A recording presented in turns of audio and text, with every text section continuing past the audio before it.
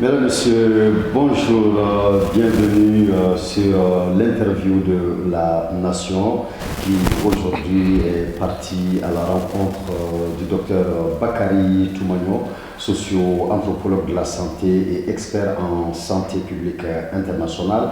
Il est aussi le promoteur de l'EHESP Mali, école privée de hautes études en santé publique du Mali. Cette école a vu le jour depuis déjà 2009 et de sa création à nos jours, elle a formé environ 500 experts en santé publique. Vous trouvez cette école sur deux sites. Le premier c'est à Amdalaï Asseyi et le second c'est à Kati. Donc avec le docteur Bakary Toumagno qui est donc, je le disais tout de suite, expert en santé publique internationale, nous allons parler de coronavirus au Mali à travers les mesures dites barrières, à travers les rumeurs, à travers la question des médicaments et tant d'autres sujets, toujours sur le coronavirus que nous verrons avec le docteur Bakary Toumagno. Merci donc de nous rester fidèles. Docteur Toumagno, bonjour. Bonjour cher Nissa. Merci à vous de nous avoir accordé cette interview. C'est moi qui vous remercie et très heureux de vous avoir avec nous. Merci beaucoup. Merci. Nous sommes très heureux. Alors, docteur Toumagno, coronavirus, qu'est-ce que c'est? Bon, coronavirus, c'est une très bonne question et aujourd'hui, c'est l'actualité. Il faut dire que depuis quelques décennies, depuis la grippe espagnole, on n'a jamais vu une épidémie aussi virulente, n'est-ce pas? C'est vrai que ça fait quelques mois, le monde fait face à une épidémie majeure qui est vitale pour l'humanité, n'est-ce pas? Et qui a aujourd'hui dans le monde a contaminé, il y a plus d'1 million de cas. C'est vrai que plus de 1 million de cas ont été touchés par ce virus-là. Donc c'est un problème de santé publique majeur que les États sont en train de trouver des solutions, n'est-ce pas, mettre en place des réponses pour faire face à cette épidémie-là. Mais nous savons historiquement que quand des épidémies de ce genre font leur apparition sur le continent africain, c'est l'Europe, les États-Unis, le Canada, le reste du monde qui vient en aide en Afrique. Mais pour une fois, c'est le monde tout entier qui est préoccupé. Alors, qui pour nous aider et comment?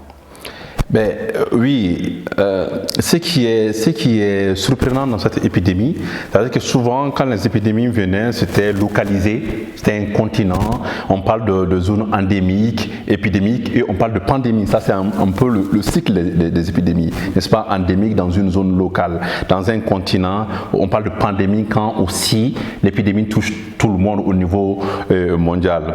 Aujourd'hui, l'Afrique est souvent vue comme le continent à problème. Mais aujourd'hui, c'est tous les continents qui font face à cette épidémie-là. Donc chacun essaye de trouver des réponses pour lui-même. Donc l'Afrique doit réinventer, n'est-ce pas, inventer ou trouver sa solution. Parce qu'on sait que même quand l'épidémie évolue, il y a des caractéristiques qu'on a trouvées au virus au niveau de la Chine, mais on a trouvé d'autres caractéristiques au niveau du continent africain. Donc l'Afrique doit trouver sa réponse.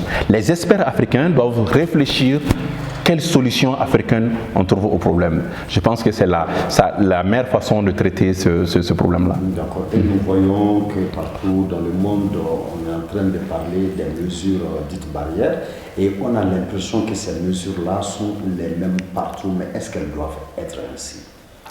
Bon, je crois que je l'ai déjà dit une fois sur une antenne. La particularité que c'est une épidémie nouvelle où il n'y a pas de réponse. On n'a pas assez de recul par rapport à cette épidémie. Donc, au niveau mondial, par effet de mimétisme, c'est de copier-coller. Chaque État essaye de confiner sa population, de faire ce qu'on appelle le distanciement social, n'est-ce pas, et des mesures barrières, comme tu l'as dit. parce qu'il n'y a pas de réponse connue. Et quand il n'y a pas de réponse connue, chaque État a essayé de voir ce que la Chine a eu à faire. Donc chaque État, chaque pays a essayé un peu de copier sur la Chine. Mais on doit se poser la question suivante. Est-ce que c'est le cycle même de l'épidémie qui est tombé en Chine, c'est-à-dire qu'une épidémie a un cycle? Est-ce que c'est le cycle même qui est arrivé à son déclin, qui a fait que ça a tombé, ou c'est plutôt la réponse donnée par la Chine, notamment par le confinement, qui a porté ses fruits? Aujourd'hui, sur le plan mondial, il y a ces deux thèses-là. D'accord? Donc, comme il n'y a pas de réponse médicale, on va jouer sur la réponse sociale, et mesures barrières, confinement, etc.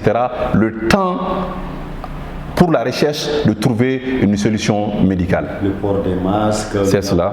Régulier des mains. C'est cela. Est-ce que ce sont là des mesures que vous trouvez précieuses dans la lutte contre le coronavirus? Alors, et sans porter un jugement, moi je trouve, avec ou sans épidémie, pour des raisons d'hygiène, on doit se laver les mains.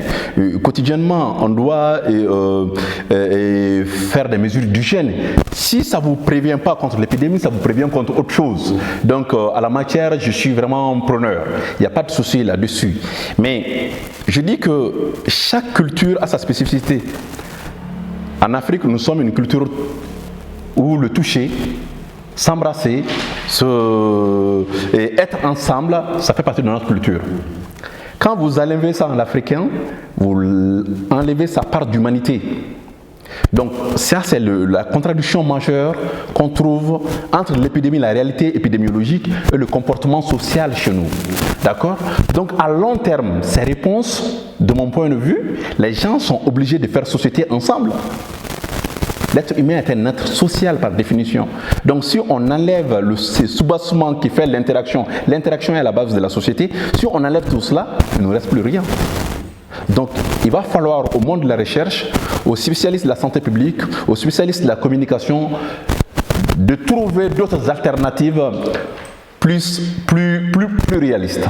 Voilà. D'accord. Et au niveau politique gouvernemental, ici au Mali, nous voyons entre autres mesures, par exemple le couvre-feu qui commence à partir de 21h et qui prend fin à 5h du matin. Cette mesure-là, par exemple, même si tous les Maliens la respectent, en tout cas à Bamako, elle n'est quand même pas tellement bien comprise. Faudrait-il vraiment la comprendre, cette mesure-là, selon vous? Alors, il faut toujours essayer de comprendre les décisions dictées par nos gouvernants. Ils ont le mandat et l'obligation de mettre le cap, de fixer les normes, etc. Nous ne sommes pas dans l'anarchie. Donc, qui dit démocratie aussi demande en tout cas la mise en place et le respect des normes, des règles, des lois. Mais par rapport à l'épidémie, moi je me pose la question suivante sans critiquer, je vais comprendre.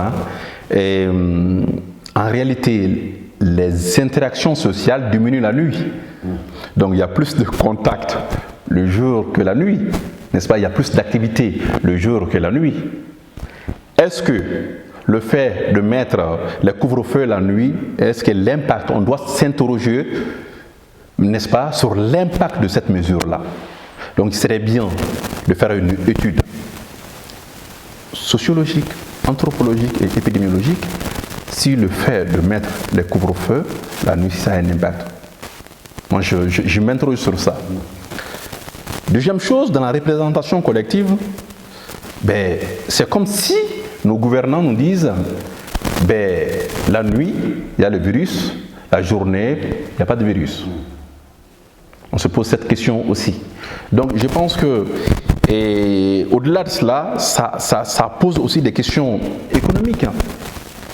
Des questions économiques, c'est-à-dire qu'il y a une activité économique, il y a des secteurs qui travaillent que la nuit.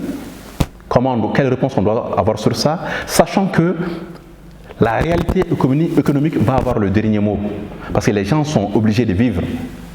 Et quand ils sont obligés de vivre, ils sont prêts à braver l'interdit pour mener leurs activités. Mais est-ce que au plan national, les mesures barrières préconisées, au-delà des mesures barrières préconisées, est-ce que vous pensez à d'autres mesures qui pourraient peut-être être très utiles aussi? Et d'abord, il faudra comprendre au niveau des mesures barrières et au niveau des couvre-feux que les couvre-feux sont vraiment respectés à Bamako. Mais en dehors de Bamako, à 40 km de Bamako, les couvre-feux ne sont pas respectés. Moi, je suis souvent dans la zone rurale, je viens d'une zone rurale, notamment à Sibi, mais les couvre-feux ne sont pas respectés. Donc nous sommes en train de nous leurrer. L'épidémie n'est pas seulement à Bamako, c'est aussi dans nos régions. D'accord? Donc, et nous faire croire que le couvre-feu est appliqué partout n'est pas vrai. Et Bamako n'est pas déconnecté du reste du Mali. Avant de préconiser des recommandations en matière de comportement, moi je pense que nous avons tout intérêt à mener une étude de compréhension du phénomène, une étude pour comprendre les comportements. Pourquoi certaines conduites sont respectées, d'autres non. On doit les faire tout de suite et maintenant pour mieux comprendre notre société et aider les décideurs à prendre des décisions. Ça, c'est mon point de vue. Donc, en la matière, faire trop de prospective, c'est-à-dire que c'est projeter en avant sans donner, en fait, on fait une recommandation qui n'est pas fondée. Donc, l'expert que je suis pour la réalisation d'une étude d'urgence pour trouver les premiers éléments pour aider, n'est-ce pas, nos politiques à prendre la bonne décision. Mais en même temps, nous savons qu'au niveau de l'IHHP, au niveau de votre école, avec vos spécialistes, vos partenaires spécialistes, en fait, sur des questions comme ça, vous êtes en train de mener une étude dans ce sens-là. Pouvez-vous nous dire sur quoi porte réellement cette étude et quels sont les objectifs? Merci beaucoup, Idissa. Ça fait plusieurs années, moi je travaille sur la question de la santé mondiale avec une approche plutôt socio-anthropologique, épidémiologique, etc. Et quand on a commencé à sentir l'impact de cette épidémie au niveau mondial et on savait que ça allait toucher notre pays, on a décidé au niveau local. Quand je dis nous, je suis entouré de médecins, de socio-anthropologues, d'épidémiologistes, de psychologues, etc. Donc c'est une équipe pluridisciplinaire au niveau de l'école privée des hautes études en santé publique. C'est une étude pionnière, exploratoire, qui n'est pas financée. On fait avec nos propres moyens. Il sera intéressant que l'État nous aide, nous accompagne, que les partenaires et les ONG nous aident à approfondir cette étude-là. D'accord? Cette étude va essayer de prendre en compte quelques dimensions. L'évolution de l'épidémie. Va prendre donc la question épidémiologique. Va essayer d'analyser la question politique. La riposte par rapport à l'épidémie. Cette étude va s'intéresser sur les questions sociales, anthropologiques, c'est-à-dire que comment les gens se comportent. C'est vrai qu'on va analyser la dynamique de la société malienne avant l'épidémie, pendant l'épidémie, après l'épidémie. Je vous donne un exemple. Là, je touche aux rumeurs. Avant l'épidémie, quelle a été la dynamique au Mali? La dynamique, c'était une maladie des riches. L'épidémie était vue comme une maladie des riches. L'épidémie était vue comme une maladie des blancs. L'épidémie était vue comme une chose lointaine. Ça, c'était avant que l'épidémie n'arrive chez nous officiellement. Maintenant, à partir de, je pense, l'arrivée de ce qu'on a appelé Air Coronavirus, à Bamako, je crois que c'est de la nuit du 19 au 20, si j'ai bonne mémoire. Donc, à partir de cela, la population, l'imaginaire collectif pense que l'épidémie, elle veut rentrer dans notre pays à partir de ce moment-là. Donc, les représentations, les rumeurs ont changé. Comme si l'avion était bourré de malades, n'est-ce pas? Donc, aujourd'hui, les Maliens sont convaincus que c'est une maladie qui est là, qui existe. Maintenant, il faut chercher les boucs émissaires. Les boucs émissaires, c'est qui? C'est l'autre qui vient de loin. Ceux qui viennent de France, ceux qui viennent d'autres pays. Les boucs émissaires, c'est aussi tous ces gens qui travaillent dans l'environnement plus ou moins de l'épidémie. D'accord? Donc il y a eu 2 temps en matière de... Donc ces questions-là, ces questions sociologiques nous intéressent. D'autres questions aussi nous intéressent, c'est la question de la gouvernance mondiale. Comment l'OMS se positionne dans tout cela? Quelle est la réponse de l'OMS? Est-ce que les recommandations de l'OMS sont suivies par nos pays? Par exemple, je vous donne un exemple, l'OMS nous dit de tester. J'ai posé la question, est-ce que ça c'est respecté? Qui est testé? Comment il est testé? Est-ce que c'est toute la population qui est testée? Est-ce que c'est des cas réellement suspects qui sont testés? Est-ce que l'OMS a recommandé la fermeture des frontières? Non, l'OMS n'a pas recommandé la fermeture des frontières. Les États, par effet de mimétisme, ont fermé leurs frontières. Alors, je vais vous dire, la fermeture des frontières, par exemple, n'arrête pas une épidémie. C'est connu comme c'est vieux comme le monde. D'accord? La fermeture des frontières, tout simplement, cher Dissa, permet de faire face, d'assurer la population au niveau psychologique. Ils pensent qu'ils sont protégés contre l'ennemi. Mais un virus n'a pas vraiment besoin de ça. D'accord? Un virus, ça se propage un peu partout. D'accord? Donc, ça a un effet psychologique, ça a un effet politique, mais ça n'a pas un effet épidémiologique. Ou si ça a un effet épidémiologique, c'est infime. Voilà les questions qui nous intéressent au niveau de notre étude. Donc, je suis vraiment entouré de jeunes, d'anciens, d'experts en recherche sur ces questions-là. Et vraiment, on souhaiterait être accompagnés pour mener à bien notre étude. Et tout ce que vous parlez de gouvernance mondiale de la santé, est-ce qu'on peut parler de la possibilité dorénavant d'avoir une politique mondiale de la santé? C'est un souhait, c'est un vœu. Je vais vous faire quelques révélations. Aujourd'hui, l'OMS est financée par des États. Les États eux-mêmes ont leurs réalités. Il y a des fondations qui financent plus que l'OMS aujourd'hui. Donc l'OMS ne peut pas avoir le leadership. D'accord? L'OMS fédère les États qui ont leurs réalités, qui ont leur point de vue, n'est-ce pas, leurs préoccupations. Par exemple, si vous dites à l'OMS de mettre le cap sur la lutte contre le palu, ça va intéresser les Africains, mais les autres continents, qu'est-ce qu'ils vont faire? La tuberculose, ils ne connaissent pas et ce n'est pas leur réalité.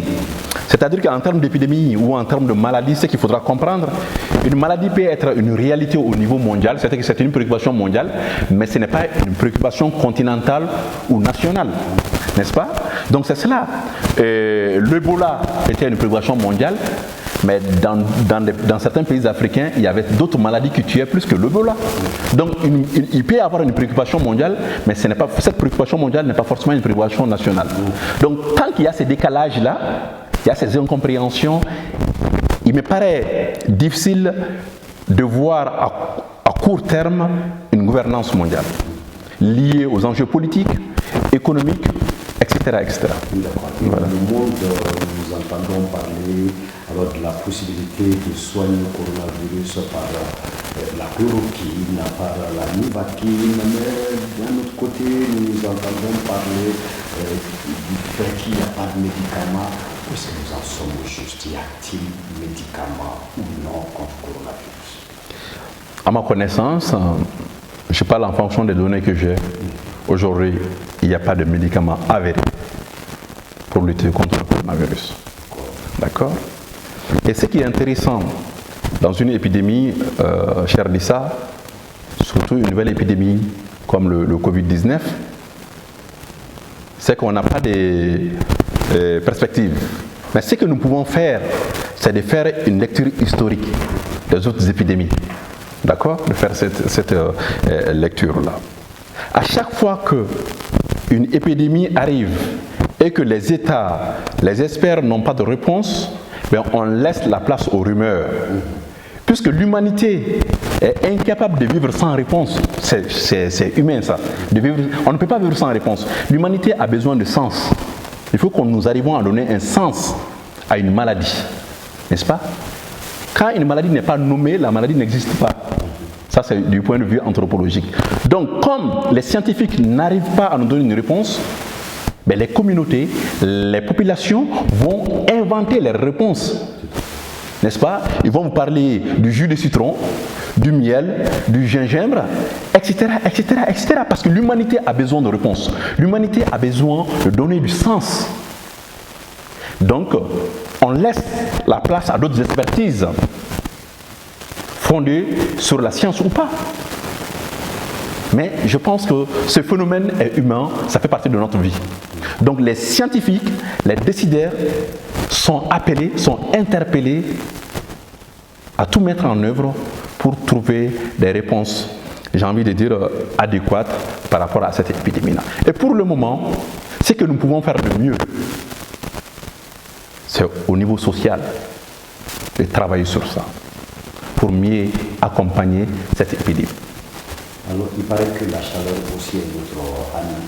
Cette chaleur de Bamako, par exemple, où on frôle les 40 degrés Celsius, il paraît que c'est notre ami dans cette situation. Alors, vous l'avez si bien dit ça, il paraît. Avec il paraît, le scientifique que je suis, je ne peux rien faire avec il paraît. Oui, mais qu'est-ce que vous en pensez? Alors, oui, je dis qu'on n'a pas assez de connaissances sur ces virus. On n'a pas assez de connaissances. La Chine a été l'épicentre. L'Europe, ça bascule vers les États-Unis. Qui nous dit que ça ne va pas venir en Afrique? Je vous ai dit, il y a 3 temps, dans un premier temps, l'épidémie n'était pas venue en Afrique. On avait des représentations. Quand l'épidémie est venue, ça a changé. On croyait que ça n'allait pas venir chez nous à cause de la chaleur. Mais pourtant, c'est là. C'est là. Donc, moi je pense qu'une épidémie fait son cycle. C'est comme un U renversé. Ça fait son cycle. Et si on a les moyens, on peut agir sur le cycle de l'épidémie. Donc, le scientifique que je suis, je ne travaille pas sur les rumeurs. Donc, je ne vais pas croire que notre chaleur, les noirs à cause de la couleur de notre peau, nous sommes protégés contre cette épidémie. Donc, je ne suis pas partisan de cette thèse-là, je pense. Je pense que l'humanité, c'est le même homme. Donc si cela est vrai, je pense que nous devons chercher une réponse rationnelle à cette épidémie. D'accord. Et quel est votre appel à l'endroit des Maliens, à l'endroit de tout le monde au Mali, pour que nous puissions quand même minimiser la contamination chez nous? Alors, avant de répondre à la question d'Issa, je vais vous donner quelques chiffres. Plus de la moitié de l'humanité est confinée. Plus de la moitié de l'humanité est confinée aujourd'hui. Il y a plus d'1 million de cas confirmés. Quand on regarde notre pays, aujourd'hui, à l'heure où je vous parle, nous sommes le 6 avril, on a 47 cas confirmés, 5 décès. C'est énorme. C'est énorme. J'ai dit l'autre jour qu'il faut que les gens sont obligés de vivre. N'est-ce pas? Face à cela, quel appel? L'appel que j'ai, c'est des réponses concertées, réfléchies, pluridisciplinaires. La santé ne peut pas être résumée à la maladie. La santé ne peut pas être résumée à la maladie. Il y a un auteur célèbre que tu connais forcément, Marcel Mauss, disait que la santé est un phénomène social total. Cela veut dire quoi? Cela veut dire que c'est un champ qui touche à tous les aspects de la vie. Si cela est vrai, nous devons nous concerter. Par exemple, si au niveau des transports, on décide de mettre 3 passagers dans les taxis ou dans les Sotraman, nous devons comprendre que, par exemple, le taxi, comme disait un de mes collègues, Amadou Traoré, il y a un chauffeur de taxi, mais il y a le propriétaire de taxi. Il y a un contrat entre le propriétaire de taxi et le chauffeur. Mais si nous prenons une décision politique, si nous ne tenons pas compte de cette chaîne de décision, la décision ne sera pas appliquée. Cela est vrai dans le secteur du transport. C'est vrai aussi dans d'autres secteurs. Plus de 50% du PIB africain est dans l'économie informelle. Si nous écrasons cela, c'est notre économie qui est en danger. C'est notre survie qui est en danger.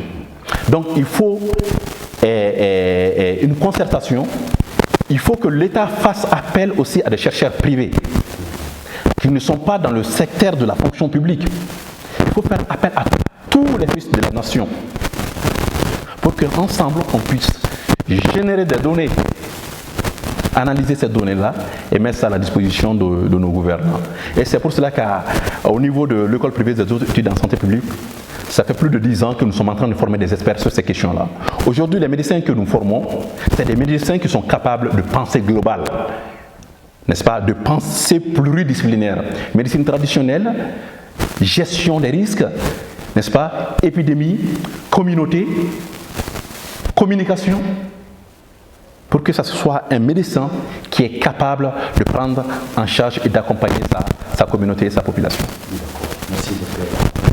C'est moi qui vous remercie, cher Dissa. Merci beaucoup. Mesdames, Messieurs, vous suiviez l'interview de la Nation qui aujourd'hui était partie à la rencontre du docteur Bakary Toumagnon. Et je vous disais à l'entame que le docteur Toumagnon est socio-anthropologue de la santé et expert en santé publique internationale. Il est le promoteur de l'EHSP Mali, école privée des hautes études en santé publique du Mali, une école créée en 2009 et qui a déjà formé près de 500 experts en santé publique. Il y a donc 2 sites de cette école. Le premier c'est à Ndanaï, le second c'est à Kati où nous sommes justement. Merci à vous de l'avoir suivi. Nous nous donnons rendez-vous. À très bientôt. C'est bon.